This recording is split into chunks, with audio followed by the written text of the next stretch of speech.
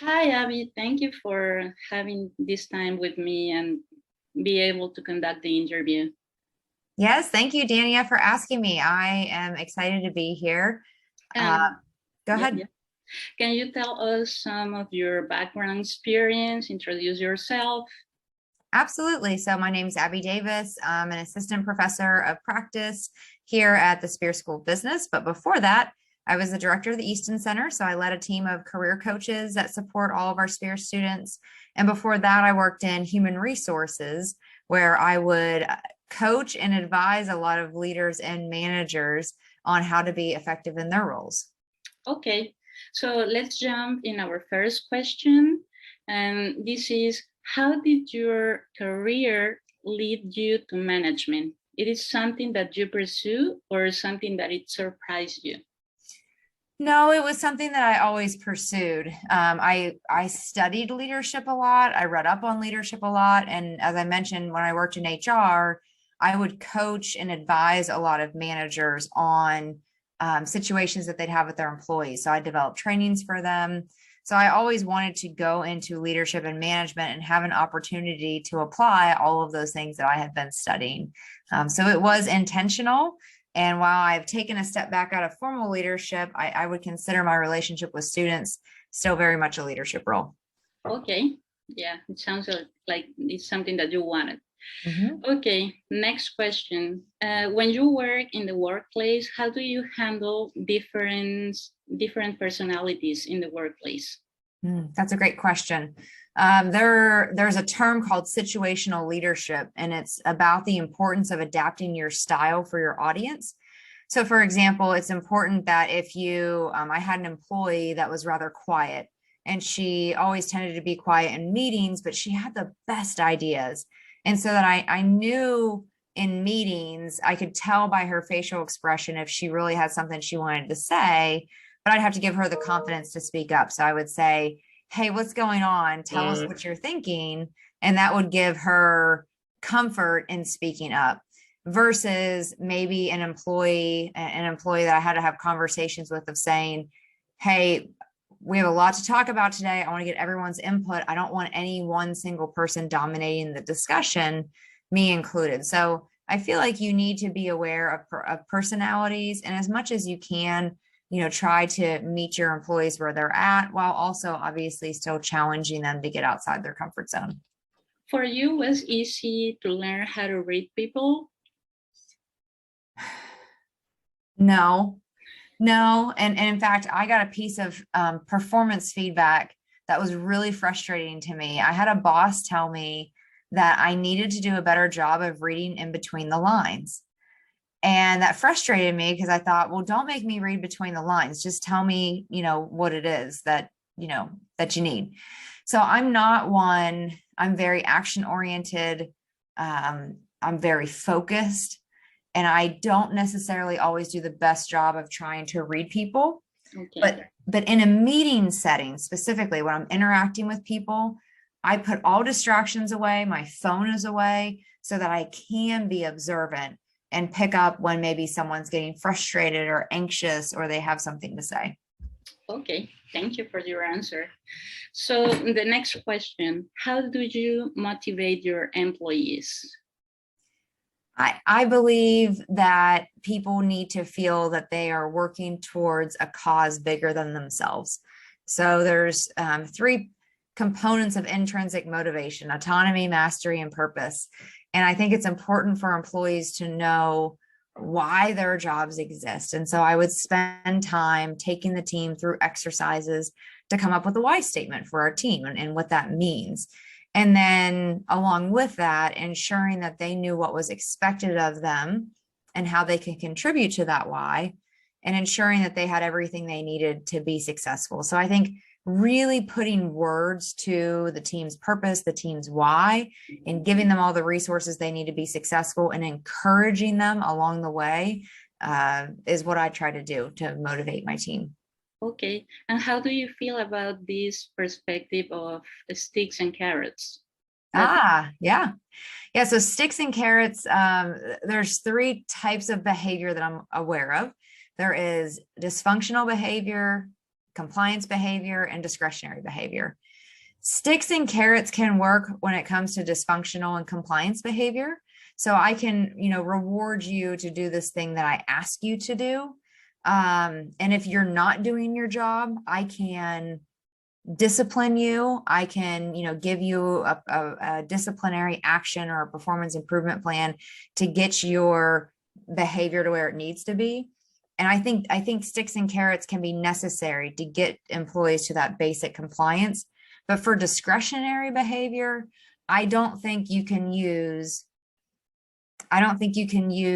carrots for discretionary behavior necessarily. I think it has to be something intrinsic that the employee wants to do, not do it for some sort of tangible reward. Okay, thank you. Mm-hmm. So next question, how do you help your employees to discover their own skills to use them in their organization? Oh, that's a good question. We would do a lot of assessments, personality assessments to reflect on that. The Clifton Strengths Finder is one that we would always do in our team. So, and we have them on our walls. So I have mine on my wall right now, and it says learner, arranger, individualization. So we know each other's top 5 strengths. And we would play to that. We would say, I can see your woo right now, or, we would call out each other's strengths. We also, something that I heard another leader do that I liked, and so I stole it and adopted it, is complimenting my team on their superpowers. And so I would come up with a superpower for each team member on what they are really good with. So, Mike, and, Mike's superpower is coaching. He's a really good coach. He'll tell you exactly, what you need to do and the steps to get there, and he'll support you along the way. So I think also this idea of superpowers is kind of fun.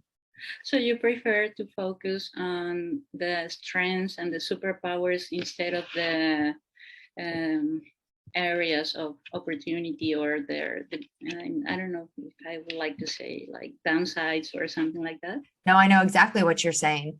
And there's a lot of people out there that believe that you should only focus on the strengths. And I don't believe that. I think there are things that can get in the way that you have to focus on. You have to develop your weaknesses. And so I really firmly believe that you should have hard conversations the second that one is warranted versus letting things build up. So I've had my fair share experience of having difficult conversations when it comes to performance issues like lack of detail orientation, or learning to speak up in a meeting. So I do think that you have to call those out, but you have to be careful that can't be the only thing your team hears from you. They also need to hear that you're praising their strengths as well. Okay, thank you. The other one, how do you know when an employee is satisfied with his job?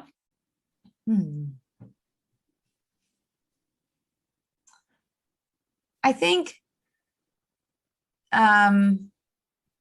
we would try to once a week share success stories. We had a brag board. We had like a digital brag board where people could go and highlight things like feedback they got from students and things like that. So that's one area. I'd say the other thing, and it's not, I don't want this to come across as encouraging employees to work around the clock, but typically when I have an employee that's really responsive, even if I email them on a Friday and I'll say, hey, I'm sorry to bother you, can you help me get an answer to this? And they respond quickly. Or sometimes they show up early, and sometimes they stay a little late. I mean, those things I can tell, okay, they actually are interested in what they're doing. They're not just waiting for the clock to strike 5 so they can run out the door. Okay. And the last one, what are some of the most prevalent ways that people fail as a manager? I think number one is the biggest one is don't be afraid people are worried about being labeled as a micromanager, and they take that as a way to say, I'm just not going to tell you what to do and let you do it. So employees have to know what you expect of them. So you have to get good at communicating very clear expectations and giving feedback. So if you're not giving your employees, positive feedback at least once a week, If you're not giving them constructive feedback, the second that you're seeing something that needs to be adjusted, you're not setting them up for success. So I think really communicating expectations and holding them accountable to that. Okay.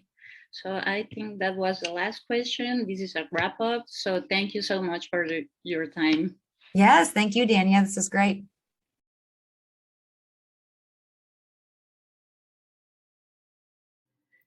After having this conversation with Abby Davis, we can have some major takeaways from this.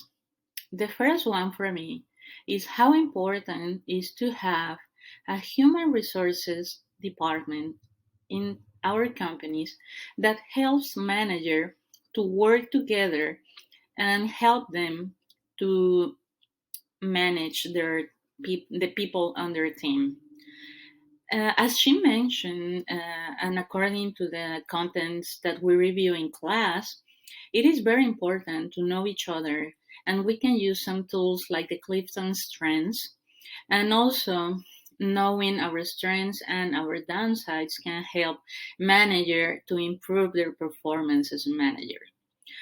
Another major concept that Abby said was motivation. According to our class content, motivation can have different theories, and we can see, according to Abby experience, that it's not the same.